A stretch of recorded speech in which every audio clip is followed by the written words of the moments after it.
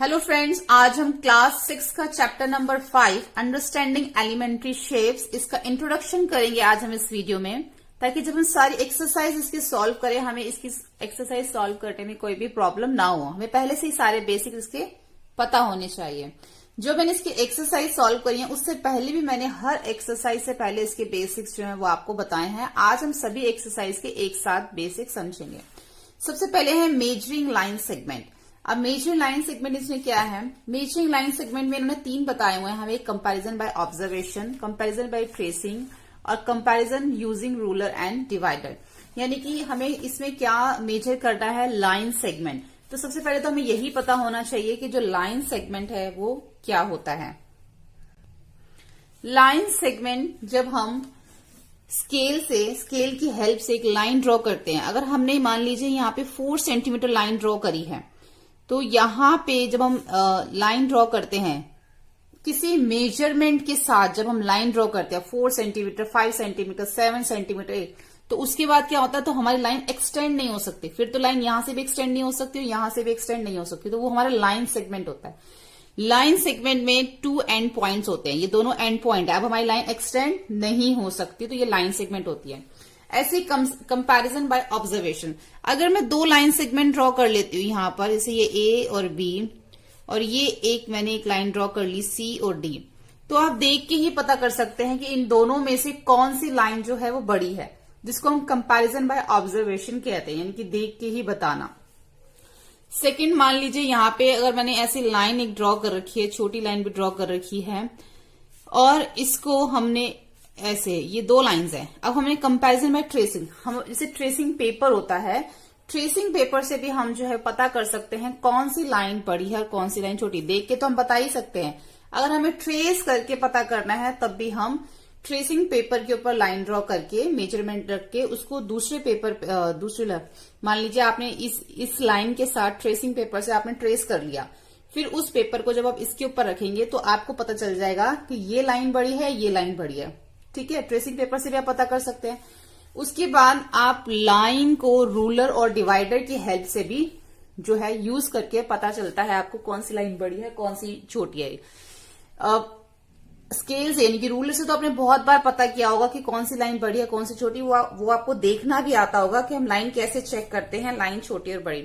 Divider से भी जो है आप लाइन को चेक कर सकते हैं। डिवाइडर के अंदर 2 पॉइंट होते हैं, वो दोनों पॉइंट को, जैसे मान लीजिए आपने यहां पे एक पॉइंट रख दिया डिवाइडर का, दूसरा पॉइंट यहां पे रख दिया, तो जितना वो ओपन हो गया है उतना ही पॉइंट आप स्टार्टिंग पे रख देंगे। तो मान लीजिए आपका वो यहां पर अगर आ जाता है तो आपको पता चल जाएगा कि कौन सी लाइन छोटी है, कौन सी लाइन बड़ी है। इट मीन्स ये लाइन हमारी बड़ी है और ये छोटी है।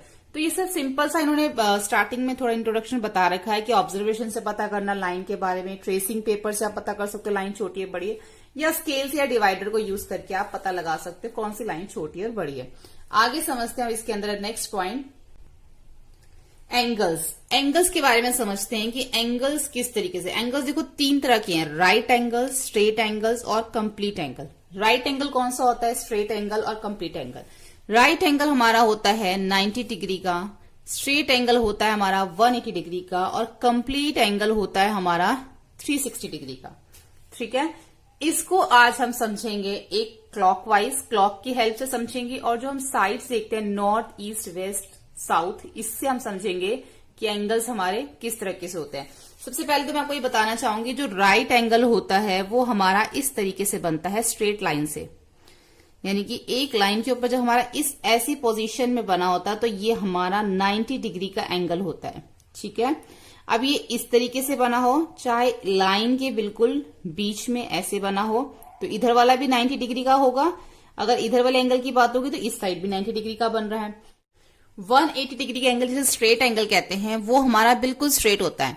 या तो हमारा ये ऊपर की साइड ऐसे बनेगा, ये 180 डिग्री है, नहीं तो ये हमारा ये नीचे की साइड ऐसे भी बन सकता है, ये भी 180 डिग्री है, नहीं तो ये हमारा इस तरीके से ऐसे भी बन सकता है, ये भी हमारा 180 डिग्री का एंगल है जो स्ट्रेट लाइन पे बनता है। ठीक है, 360 डिग्री यानी कि कंप्लीट एंगल, पूरा सर्कल, पूरा रेवोल्यूशन अगर होता है, पूरा सर्कल होता है, तो वो हमारा 360 डिग्री का एंगल बनता है। जैसे कि मान लीजिए ये एक लाइन है और उस पे ये हमारा जो एंगल है इस तरीके से पूरा 360 डिग्री का होता है। अब इसको सबसे पहले हम समझ लेते हैं साइड्स पे। जैसे कि हमारी नॉर्थ, ईस्ट और वेस्ट ये साइड्स होती हैं, ठीक है।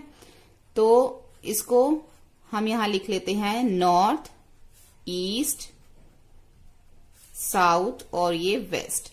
अगर हमें नॉर्थ से ईस्ट की तरफ आना है, अगर हम यहां से चलेंगे और यहां हम ईस्ट पे पहुंचेंगे, तो ये हमारा कौन सा एंगल बन रहा है?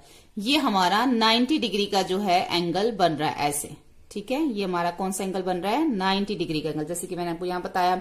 ऐसे हमें ईस्ट से साउथ की तरफ आना है तो भी हमारा 90 डिग्री का एंगल बनेगा इस तरफ ऐसे। अगर हमें साउथ से वेस्ट की तरफ जाना है तो भी हमारा 90 डिग्री का एंगल बनेगा इस तरीके से।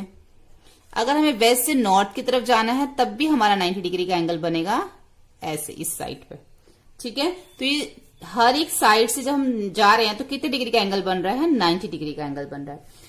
जब हम नॉर्थ से ईस्ट की साइड पे आए तो हमारा 90 डिग्री का एंगल बना। जब अगर हमें नॉर्थ से साउथ आना है, इधर से साउथ तक आना है, तो हमारा कितने डिग्री का एंगल बनेगा? यहाँ पे भी 90 है, यहाँ पे भी, तो 90 प्लस 90 कितना हो जाएगा? 180 डिग्री। यानी कि ये पूरा का पूरा जो है हमारा 180 डिग्री का एंगल बनेगा, ठीक है। अगर हमें नॉर्थ से अगर हमें वेस्ट की तरफ आना है, यानी कि 90, ये भी 90 और एक 90 अगर हम और प्लस कर देंगे तो ये हमारा 180 डिग्री से ज्यादा का एंगल बन जाता है, जिसको हम रिफ्लेक्स एंगल भी कहते हैं, जो 90, 90 और 90, ठीक है। तो इस तरीके से हमारा एक रिफ्लेक्स एंगल भी बन जाता है। और अगर हम पूरा चक्कर काट लेते हैं तो ये हमारा एक कंप्लीट एंगल जो है वो फिर हो जाता है, जो कि 360 डिग्री का होता है, पूरा एक चक्कर, पूरा रेवोल्यूशन। यहां तक अगर आपको साउथ से सिर्फ वेस्ट की तरफ जाना है तो आपका 90 डिग्री बनेगा। अगर आप सिर्फ एक राउंड लेते हैं तो 90 डिग्री, 2 राउंड लेते हैं तो 180 डिग्री यानी कि स्ट्रेट एंगल, 3 में आपका रिफ्लेक्स एंगल बन जाता है, और अगर आप कंप्लीट राउंड लेते हैं तो 360 डिग्री आपका कंप्लीट एंगल बन जाता है, ठीक है। अब ये जो नॉर्थ से ईस्ट की तरफ है 1, तो आपका जो टोटल है वो कितना है? 360 डिग्री।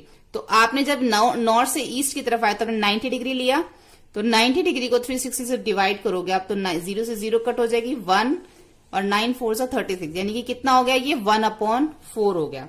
अगर आपने 2 नॉर्थ से अब साउथ की तरफ आते हैं तो 90 प्लस 90 180, यानी कि आपका 180 डिग्री का है, तो 180 अपॉन में 360, तो 0 से 0 कट, 18 1 जा 18, 18 2 जा 36, तो ये आपका हो जाता है 1/2। स्ट्रेट एंगल आपका क्या हो गया? 1/2। राइट एंगल हो गया आपका 1/4। इसी तरीके से अगर आप यहां पे नॉर्थ, ईस्ट और साउथ लेते हो तो आपके कितना हो जाता है? ये आपका हो जाएगा 270, 90, 90 और 90 मिला के कितना हो गया? 270 अपॉन में 360, तो 0 से 0 आपका कट हो जाएगा। तो कौन से टेबल से जाएगा? ये आपका 9 के टेबल से जाएगा। 9 3 जा 27 और 9 4 जा 34, तो कितना हो जाएगा? ये आपका 3/4। और यहां पे आपका ये कंप्लीट हो जाएगा, कंप्लीट एंगल, जिसमें 300 अगर आप करते हो ये पूरा कंप्लीट है। यानी कि आपको ये याद रखना है, नॉर्थ से ईस्ट एक आपका 1/4 है, नॉर्थ से साउथ 1/2, और नॉर्थ से अगर आप वेस्ट तक जाते हैं तो आपका 3/4 होता है। और पूरा एक चक्कर नॉर्थ से नॉर्थ में जाते हैं तो आपका कंप्लीट एंगल हो जाता है, ठीक है। सेकेंड हम इसको समझ लेते हैं क्लॉक से, ठीक है। यहाँ पे हम एक क्लॉक बना लेते हैं। क्लॉक पे हमारे एंगल्स कैसे बनते हैं? यहाँ पे 12, 3, 6 और ये 9। यहाँ पे हमारा 1 हो गया, 2, 4, 5, 7, 8, 10 और 11। अब हमें यहाँ पे एक राइट एंगल बनाना है, ठीक है। राइट एंगल जैसे मैंने यहाँ से 12 से 3 पे बनाया तो ये हमारा क्या बन गया? एक राइट एंगल बन गया। हमें क्लॉक में हमेशा ध्यान रखना है कि जब भी हमारा राइट एंगल बनता है तो उसमें हमारे देखो, अगर हम 12 से 1 तक की बात करें तो इसके बीच में 30 डिग्री का गैप है, फिर 1 से 2 में भी 30 डिग्री का, और 2 से 3 में भी 30 डिग्री का गैप है। तो 3 30 डिग्री जब मिल जाएंगे तो क्या बन जाएगा? एक 90 डिग्री बन जाएगा हमारा एक, ठीक है। तो हमेशा जब भी हमने क्लॉक के अंदर 90 डिग्री का एंगल बनाना है, जरूरी नहीं वो 12 और 3 पे बनेगा, वो कहीं पे भी बन सकता है, वो आपका यहाँ पे भी बन सकता है। अगर आप मान लीजिए 7 से बनाते हैं, यहां से 7 हो गया, आप बस ये ध्यान रख लीजिए 3 उसके अंदर जो है आने चाहिए। 7 से 8 1 हो गया, 8 से 9 2 और 9 से 10 3, यानी कि आपका जो है इस तरीके से भी यहाँ पे आपका ये राइट एंगल जो है इस तरीके से बन सकता है। ये आपका 7 पे आ गया इधर, और यहाँ पे आपका ये 10 पे आ गया। ठीक है, ये 10 पे आ गया, तो ये भी राइट एंगल है। ये जरूरी नहीं कि सीधी ही लाइन होनी चाहिए तभी राइट एंगल बनता, नहीं, उसके अंदर जो है इस तरीके से ये भी आपका जो है एक 90 डिग्री का एंगल बन गया, क्योंकि इन देखो 7 से 8 के बीच में 30 डिग्री का डिस्टेंस, 8 से 9 के बीच में, 9 से 10 के बीच में 30 प्लस 60, 60 30 90 डिग्री का हो गया। तो 90 डिग्री का एंगल आप किसी भी तरीके से बना सकते हैं क्लॉक में, सिर्फ आपको ध्यान रखना है कि उसमें इस तरीके से 3 आने चाहिए, 7 to 8, 8 to 9, 9 to 10। वो आप कहीं पे भी फिर आप बना सकते हो 3 का गैप देके, जैसे कि हमने यहां बनाया, यहां बनाया। ऐसे ही हम अगर क्लॉक में बात करें स्ट्रेट एंगल की, तो स्ट्रेट एंगल भी बनाना बहुत इजी है क्लॉक में। 4, 5, 7, 8, 10 और 11। अगर हमें स्ट्रेट एंगल बनाना है तो बहुत इजी है, सीधा आप 12 से 6 भी बना सकते हो स्ट्रेट एंगल, या फिर 9 से 3 भी बना सकते हो। स्ट्रेट एंगल में आपको याद रखना है, कहीं पे भी आपका बन सकता है, स्ट्रेट एंगल में आपको याद रखना है। जैसे कि हमने राइट एंगल में 3 का गैप लिया, तो इसमें कितने गैप आएगा, 12 से 1 गैप, 2, 3, 4, 5, 6 का गैप आपका होना चाहिए, फिर आप इसके अंदर कहीं पे भी स्ट्रेट एंगल बना सकते। अगर हम यहां से देखें, अगर हमें यहां से स्ट्रेट एंगल बनाना है तो 11 से 12 1, फिर 12 से 1 2, 3, 4, 5, 6, यानी कि हमारा इस तरीके से यहां पर भी एक स्ट्रेट एंगल बन सकता है 11 और 5 के बीच में। ये भी हमारा स्ट्रेट एंगल बन गया। बस आपको इस तरीके से याद रखना। कंप्लीट एंगल तो आपको पता ही है कि पूरा ही एक सर्कल होता है। ठीक है, अगर हम रिफ्लेक्स एंगल देखें, अभी हमने यहाँ पे right angle, straight angle, complete और रिफ्लेक्स एंगल भी हमने इसमें समझा है। ठीक है, हमने इसमें रिफ्लेक्स एंगल भी यहाँ पे समझा कि जब 3 बार 90 होता है तो वो हमारा एक रिफ्लेक्स एंगल बन जाता है। वैसे रिफ्लेक्स एंगल जो है वो हमारा 180 डिग्री से ज्यादा होता है और कंप्लीट 360 डिग्री से कम होता है, वो भी हमारा रिफ्लेक्स एंगल होता है। लेकिन यहाँ पे भी ये जो 3 90 एंगल मिल गए हैं, यहाँ पे भी हमारा रिफ्लेक्स एंगल बन रहा है। तो ये हम यहाँ पे भी हम रिफ्लेक्स एंगल बना सकते हैं क्लॉक के अंदर भी, जैसे 12, 3, 6 और ये 9, 1, 2, 4, 5, 7, 8, 10 और 11। देखो अब हम यहाँ पे किस तरीके से रिफ्लेक्स एंगल बना सकते हैं, यहां से हमारा ये इस तरीके से, और ये हमारा मान लीजिए यहाँ पे 3 पे है, तो ये वाला जो एंगल बाहर की तरफ बन रहा है ये हमारा जो है रिफ्लेक्स एंगल बन रहा है। ये बाहर की तरफ, अंदर वाला नहीं। अगर हम अंदर वाला देखें तो 90 डिग्री बनेगा, बाहर वाला देखें क्योंकि टोटल एंगल कितना होता है 360 में से ये वाला जो एंगल है 90 डिग्री, ये तो हमने माइनस कर दिया, तो बचेगा क्या, 270 डिग्री बचेगा। तो यानी कि जो बाहर वाला एंगल है ये हमारा रिफ्लेक्स एंगल बन रहा है। ठीक है, रिफ्लेक्स एंगल जो है उसमें से जब हम इस तरीके से बनाते हैं रिफ्लेक्स एंगल, तो हमें जो है 90 डिग्री कंप्लीट एंगल में से माइनस कर देंगे, तो ये हमारा इस तरीके से बाहर वाला एंगल जो है ये रिफ्लेक्स एंगल ऐसे हमारा क्लॉक में बनता है। ठीक है, यानी कि कौन से एंगल की बात हो रही है, यहाँ ये यहाँ एंगल बना कहाँ है, 12 से 3 के बीच में नहीं बना एंगल, ये बना, ये जो बाहर ये सारा है, यानी कि आपने यहां से शुरू किया एंगल, और ये वाला जो पूरा बाहर वाले की बात हो रही है यहां तक 3 तक पूरा, 12 से आगे से नहीं जाना आपने, यहां से पीछे से 12 से यहां से लेके यहां तक ये पूरा एक एंगल बना है जो कि 270 डिग्री का एंगल बना है हमारा। ठीक है, अब हम आगे समझते हैं। अब हम आगे देखते हैं एंगल्स में एक्यूट, ऑब्ट्यूस और रिफ्लेक्स। ठीक है, एक्यूट एंगल कौन से होते हैं, ऑब्ट्यूस एंगल और रिफ्लेक्स एंगल कौन से होते हैं। एक्यूट एंगल जो होते हैं वो लेस देन 90 डिग्री होते हैं, और एंगल्स कैसे बनाते हैं वो भी हम देखेंगे। Acute angle less than 90 degree होते हैं, obtuse angle more than 90 degree होते हैं, और लेस देन 180 डिग्री, यानी कि 90 से ज्यादा होगा और 180 से कम होगा। और रिफ्लेक्स एंगल जो है वो मोर देन 180 और लेस देन 360 डिग्री होगा।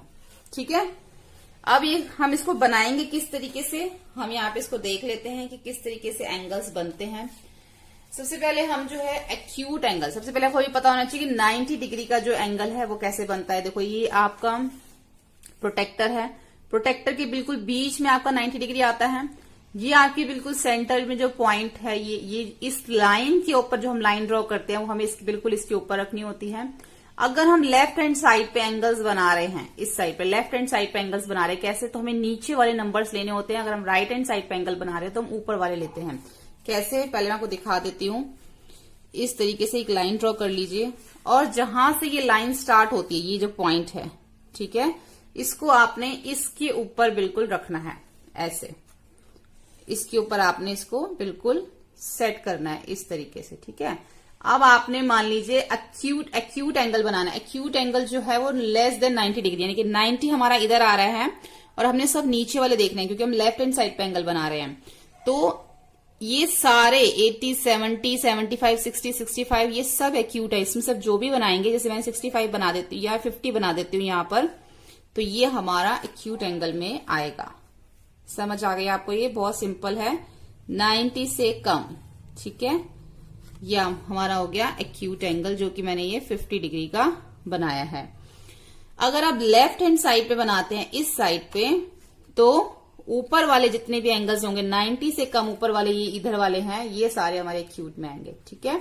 अब हमें अगर हम ऑब्ट्यूज एंगल बनाते हैं तो मोर देन 90 होगा हमारा और लेस देन 180 डिग्री होगा, ठीक है। अब 90 हमारा कहाँ है, ये मोर देन 90 बोला था मैंने, तो 90 से मोर ज्यादा कहाँ है, ये सारे जो हैं वो 90 से ज्यादा है, 100, 105, 110, ये सब हमारे ऑब्ट्यूज एंगल में आ जाएंगे नीचे वाले। अगर आप लेफ्ट हैंड साइड पे बनाते हैं, अगर आप राइट हैंड साइड पे एंगल बनाते हैं तो ये जो ऊपर वाले हैं ये सारे जो हैं ऑब्ट्यूज में आ जाएंगे। अभी मैं लेफ्ट हैंड साइड पे बना रही हूं तो मेरे जो है इस साइड पे ये सारे जो हैं 100, 105 ये सब आ जाएंगे ऑब्ट्यूज में। जैसे मैं 140 पे बना देती हूं तो ये हमारा हो जाएगा ऑब्ट्यूज एंगल, ठीक है। इस तरीके से ये हमारा हो जाएगा 140 डिग्री ऑब्ट्यूज। अब हम देखते हैं रिफ्लेक्स एंगल। रिफ्लेक्स एंगल कैसे बनता है? रिफ्लेक्स एंगल के लिए भी पहले आप एक लाइन ड्रॉ कर लेंगे, ठीक है। उसमें भी एक पॉइंट जहां पे आपने वो एंगल बनाना है। उसके बाद अगर हमें 220 डिग्री का रिफ्लेक्स एंगल बनाना है तो ये कैसे बनाएंगे? हमें क्या करना होगा, पहले 360 में से, कंप्लीट एंगल में से 220 को हमें माइनस करना पड़ेगा, ठीक है। 6 में से 2 माइनस करेंगे 4, 3 में से 2 माइनस करेंगे 1, कितना आ गया 140 डिग्री। यानी कि हमें इसके ऊपर 140 डिग्री का एंगल बनाना पड़ेगा। वो तब हमारा जो है 140 डिग्री के ऊपर हम एंगल बनेंगे तो हमारा 220 डिग्री का एंगल बनेगा। कैसे? देखो, इसको हम जो है इस तरीके से रखेंगे ऐसे, और जहां पे हमारा 140 आ रहा है, हमारा 140 कहाँ आ रहा है, यहां आ रहा है हमारा 140, ठीक है। यहां पे हमारा 140 आ रहा है तो इस पे हम लाइन ड्रॉ कर लेंगे इस तरीके से, ठीक है। तो ये जो एंगल हमारा बना है, ये ऊपर ये एंगल जो हमारा बना है ये हमारा 220 डिग्री का एंगल बना है, ठीक है। जो रिफ्लेक्स एंगल हम बनाते हैं वो हम इस तरीके से बनाते हैं, ठीक है। इस तरीके से हमारा एंगल बना है। कई बार हमारे पास इस तरीके से एंगल होता है, तो यहाँ जब रिफ्लेक्स एंगल की बात होगी तो ये जो बाहर वाला एंगल है इसकी बात होती है। जैसे कि मैंने आपको क्लॉक वाले में भी समझाया कि ये जो एंगल बाहर का होगा ये हमारा जो है रिफ्लेक्स एंगल होगा, ठीक है। अब हम देखते हैं मेजरिंग एंगल। वैसे मैं आपको बता चुकी हूँ कि एंगल्स कैसे बनते हैं, फिर भी मैं आपको दोबारा बता देती हूँ। कोई भी आप लाइन ड्रॉ कर लीजिए। जब भी हमें कोई एंगल बनाना होता है सबसे पहले हम इसकी लाइन ड्रॉ करनी होती है। एक पॉइंट, आप बीच में भी एंगल बना सकते हैं, राइट हैंड साइड पे भी या लेफ्ट हैंड साइड पे भी। जैसे हम ये इसको लेफ्ट हैंड साइड पे बनाएंगे तो इसके पॉइंट को हम यहाँ पर रख देंगे और जितने भी डिग्री का आपको एंगल बनाना है आप यहां से उतने डिग्री का एंगल बना सकते हैं। 10, 15, 20, 30, 40, 50। जैसे यहाँ पे मैं 70 डिग्री का एंगल बना रही हूँ तो आप इसको बस इससे आपने इसको मिला देना है, ये आपका एंगल बन जाएगा 70 डिग्री का, ठीक है। उसके बाद आपने नेम दे देना है ABC। तो ये क्या है, इसका वर्टेक्स है, ठीक है। हर एंगल के अंदर 2 आर्म्स होती हैं, एक वर्टेक्स होता है, तो ये एंगल बन गया ABC। जो भी एंगल बीच में आ रहा होगा उसी की बात होती है, यानी कि ये 70 डिग्री का एंगल है। बी की बात हो रही है कि बी 70 डिग्री का है। ए और सी तो आर्म है, इसलिए हमने बी को बीच में रखा है। इस तरीके से आप एंगल को मेजर करके बना सकते हैं। सभी आपको यहाँ पे नंबर्स दे रखे हैं, बस आपने उसी नंबर पे पॉइंट लगा के उतने डिग्री का एंगल बना लेना है। आगे देखते हैं परपेंडिकुलर लाइंस और परपेंडिकुलर बाइसेक्टर में क्या फर्क होता है और क्या होता है। देखो, जब हम कोई लाइन ड्रॉ, पहले हमें एक लाइन ऐसे, ये ए बी लाइन मैंने ले ली, ए और बी, उसके ऊपर हमें जब परपेंडिकुलर बनाना होता है, देखो परपेंडिकुलर तो इस लाइन के ऊपर कहीं पे भी बना सकते हो, इस साइड भी बना सकते हो, जो जिसमें 90 डिग्री का एंगल बनता है। तो ये इसके ऊपर एक परपेंडिकुलर हो गया, ठीक है। इसका नाम मैं दे देती हूँ एल और इसका नाम दे देती हूँ एम। तो एल एम जो है वो ए बी के ऊपर परपेंडिकुलर हो गया। तो एल एम, ये परपेंडिकुलर का सिंबल है, L M perpendicular A B, ठीक है। ये तो हो गया हमारा परपेंडिकुलर। परपेंडिकुलर आप लाइन की कहीं भी बना सकते, इधर भी आ सकता है, सेंटर में भी बन सकता है, साइड में भी बन सकता है, कहीं पे भी, वो सब परपेंडिकुलर। बस इतना ध्यान रखना है कि 90 डिग्री का एंगल बनना चाहिए, तो ही वो परपेंडिकुलर है। अगर परपेंडिकुलर बाइसेक्ट की बात करें तो इसमें परपेंडिकुलर बाइसेक्ट में ये फर्क है कि जो परपेंडिकुलर बाइसेक्ट होता है वो बिल्कुल लाइन को दो इक्वल पार्ट्स में डिवाइड कर देता है।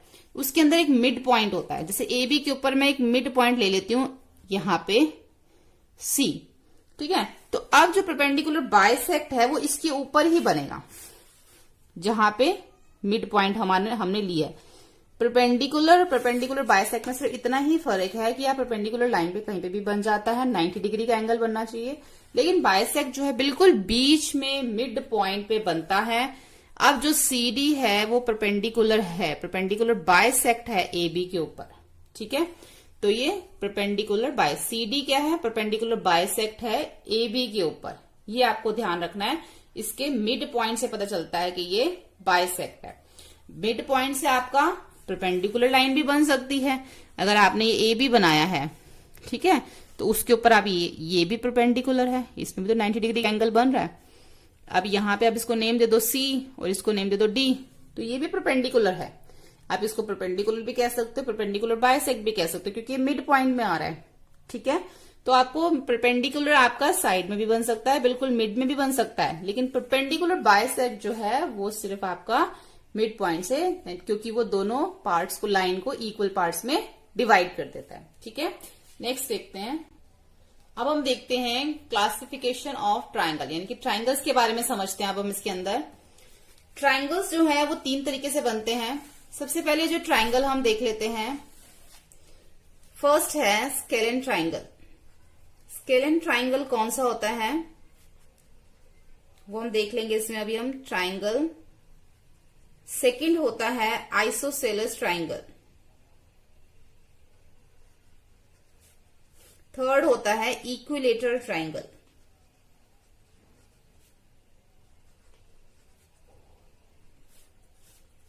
अब स्केलेन ट्राइंगल कौन सा होता है? स्केलेन ट्राइंगल वो होता है जिसकी कोई भी साइड इक्वल नहीं होती। जैसे मान लीजिए मैंने यहां पे एक ट्राइंगल बनाया, ठीक है, ये मैंने बनाया, ये 5 सेंटीमीटर है, ये 3 सेंटीमीटर है और ये 4 सेंटीमीटर है। ये तीनों साइड्स अलग हैं, तो ये हमारा स्केलेन ट्राइंगल होगा। आइसोसेलेस ट्राइंगल वो होता है जिसमें हमारी 2 साइड्स इक्वल होती हैं। जैसे कि अगर ये मान लीजिए ये भी 4 सेंटीमीटर है, ये भी 4 सेंटीमीटर है और ये 3 सेंटीमीटर है, तो 2 साइड इक्वल है। ऐसे इक्वलेटर ट्राइंगल होता है जिसमें तीनों साइड्स जो है वो इक्वल होते हैं। अगर ये 3 है तो ये भी 3 है और ये भी 3 है, तीनों साइड इक्वल हो तो वो हमारा इक्वलेटर ट्राइंगल होता है, ठीक है। स्केलेन ट्राइंगल जिसकी कोई भी साइड इक्वल नहीं होती। आइसोसेलेस जिसके अंदर 2 साइड इक्वल होती है, कोई भी 2 हो सकती है वो। इक्विलेटर जिसमें तीनों साइड्स इक्वल होती हैं। उसके बाद हम देखते हैं एक्यूट। मैंने भी आपको समझाया था कि एक्यूट एंगल कौन सा होता है, ऑब्ट्यूज और कौन सा होता है। तो हम देख लेते हैं एक्यूट एंगल ट्राइंगल, ठीक है। Acute angle triangle. Acute angle triangle कौन सा होता है? जो हमारा ऐसा एंगल, ऐसा ट्राइंगल जिसके अंदर तीनों साइड, ये जो हमारी साइड्स हैं, ये 90 डिग्री से कम बन रही होती हैं, ये, ठीक है। तो ये हमारा एक्यूट एंगल ट्राइंगल होता है। यानी कि अगर हमारे ये तीनों साइड्स हैं ए बी सी, यानी कि ए साइड भी जो है वो 90 डिग्री से कम है, बी भी 90 डिग्री से कम है और सी भी 90 डिग्री से कम है। उसके बाद आ जाता है right angle triangle. Right angle triangle कौन सा होता है? जिसके अंदर हमारी वन साइड जो है वो 90 डिग्री का एंगल बनाती है, बस एक ही, तीनों में से कोई एक। जैसे कि ये, ये अब इसमें ABC, अब ये जो साइड है ये हमारा 90 डिग्री का एंगल बना रही है। वो चाहे इस साइड बने चाहे वो इस साइड बने, एक साइड जो है वो 90 डिग्री का एंगल बनानी चाहिए, तभी वो हमारा राइट एंगल ट्रायंगल होता है। उसके बाद आता है हमारा obtuse angle triangle. Obtuse angle triangle, अब ये से आपको पता है कि जो ऑब्ट्यूज होता है वो मोर देन 90 डिग्री होता है, लेस देन 180 होता है। तो हम उसको उसी तरीके से बनाएंगे, जैसे कि इस तरीके से, ये ऐसे। अब ये क्या है, 90 डिग्री से ज्यादा बन रहा है और 180 डिग्री से कम बन रहा है, तो ये हमारा कौन सा हो जाएगा, ऑब्ट्यूज एंगल। ठीक है, इस तरीके से ये हमारा हो जाएगा ऑब्ट्यूज एंगल ट्रायंगल, 90 डिग्री से ज्यादा, चाहे वो इस साइड बने चाहे वो हमारा इस साइड बने।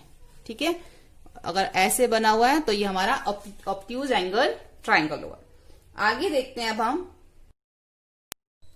अब हम पढ़ेंगे क्वाड्रिलेटर। क्वाड्रिलेटर्स क्या होते हैं, क्वाड्रिलेटर जिनमें 4 साइड्स और 4 एंगल्स बनते हैं वो हमारे क्वाड्रिलेटर होते हैं। जैसे सबसे पहले हम रेक्टेंगल देख लेते हैं। रेक्टेंगल में हमारी 4 साइड्स होती हैं और 4 ही एंगल बनते हैं, तो इसलिए हम रेक्टेंगल को क्वाड्रिलेटर कहते हैं। रेक्टेंगल के अंदर जो है 90 डिग्री के एंगल्स बनते हैं।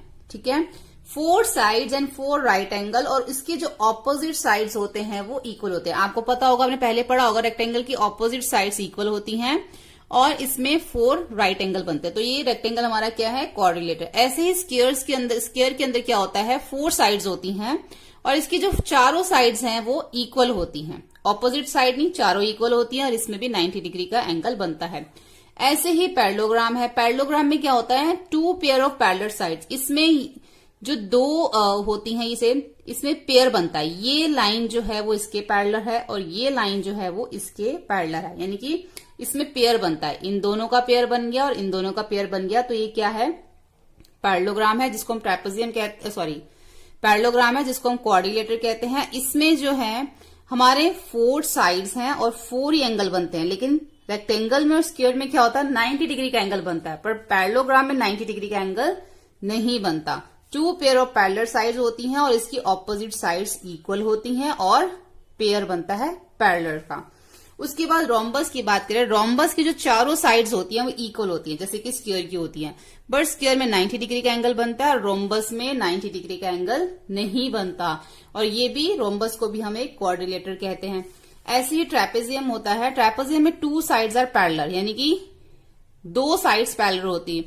2 साइड्स, कोई भी 2 साइड जो इसमें पैरेलल होगी, जैसे ये जो है वो इसके पैरेलल है, अब ये जो है इसके पैरेलल नहीं है, ये जो है साइड इसके पैरेलल है, तो उसको हम ट्रेपेजियम कहते हैं। और जो ट्रेपेजियम होता है उसको भी हम क्वाड्रिलेटर ही बोलते हैं, क्योंकि इसमें भी 4 साइड्स हैं। अब ट्रेपेजियम के अंदर भी 90 डिग्री का एंगल नहीं बनता। अगर हम काइट की बात करें तो 2 pair of adjacent sides of the same length.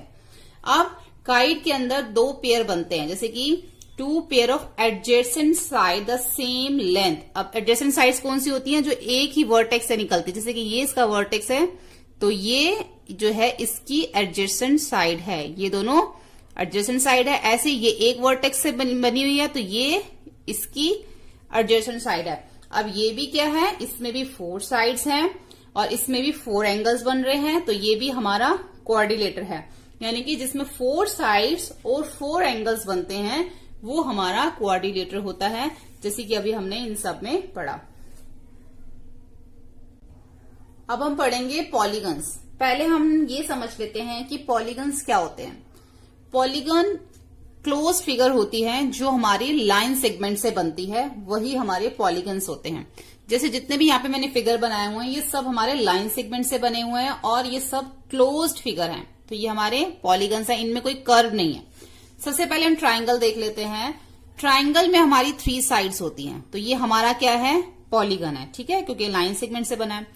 ऐसे ही 4 साइड्स वाले फिगर जो क्वाड्रिलेटर होते हैं वो हमारे सारे पॉलीगन्स होते हैं। अब क्वाड्रिलेटर में बहुत सारे आते हैं, अब ये सब क्या, ये इसको हम पॉलीगन कहते हैं। उसके बाद पेंटागन, 5 साइड्स, ये भी हमारा पॉलीगन है। 6 साइड हेक्सागन। अब जैसे ऑक्टागन में भी क्या है, 8 साइड्स होती हैं और ये क्या है, ये भी लाइन सेगमेंट से बना हुआ है, तो ये भी हमारा क्या है, पॉलीगन। जैसे इसमें 1 1 2 3 4 5 6 7 8 साइड्स हैं और ये भी क्या है, हमारा पॉलीगन है। अब हम देखेंगे कि 3 डायमेंशनल शेप्स कौन सी होती हैं। 3 डायमेंशनल शेप्स वो होती हैं जिसके अंदर फेसेस, एजेस और वर्टेक्स होते हैं। फेस, एज और वर्टेक्स होते हैं, वही हमारी जो है वो 3 डायमेंशनल फिगर होती है। अब कौन कौन सी होती है हम देखते हैं।